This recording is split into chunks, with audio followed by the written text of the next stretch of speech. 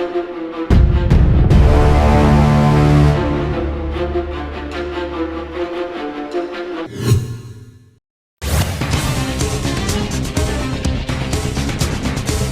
राज्यों के 46 विधानसभा 2 लोकसभा के नतीजे। यूपी की मुस्लिम बहुल सीट भाजपा जीती। सपा समेत सभी 11 प्रत्याशियों की जमानत हुई जब्त। प्रियंका 4 लाख प्लस वोटों से जीती।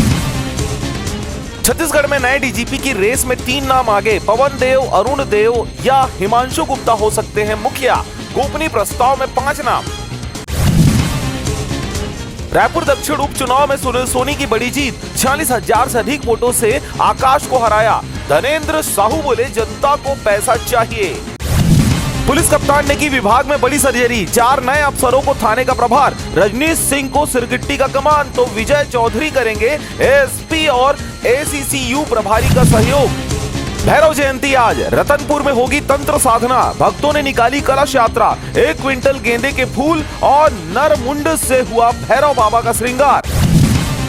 मल्हार महोत्सव का होगा भव्य आयोजन। मुख्यमंत्री ने की 20 लाख रुपए के अनुदान की घोषणा। क्षेत्रवासियों ने जताया आभार। अनुदान को 5 लाख से बढ़ाकर 20 लाख किया। मुख्यमंत्री के कार्यक्रम में केंद्रीय मंत्री तोखन साहू के सचिव का पुलिस ने पकड़ा कॉलर। बिलासपुर मुख्यमंत्री के कार्यक्रम के दौरान हुआ बड़ा हंगामा। मल्हार अतिक्रमण की शिकायत करने पर कब्जाधारियों द्वारा दी जा रही जान से मारने की धमकी। वार्डवासियों ने की कार्रवाई की मांग। कृषि मंत्री रामविचार नेताम हुए हॉस्पिटल से डिस्चार्ज। सुबह मंत्री ने अपने ट्वीट में लिखा था, मेरे प्रिय शुभचिंतक भाई और बहनों।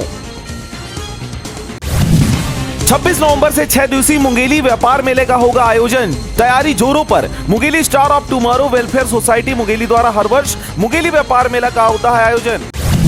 मुख्यमंत्री विष्णुदेव साय ने बिलासपुर में राम सेतु मार्ग का किया लोकार्पण। 50 करोड़ रुपए की लागत से तैयार हुआ। अरपा मैया केवल एक नदी नहीं बल्कि छत्तीसगढ़ की संस्कृति की धरा है।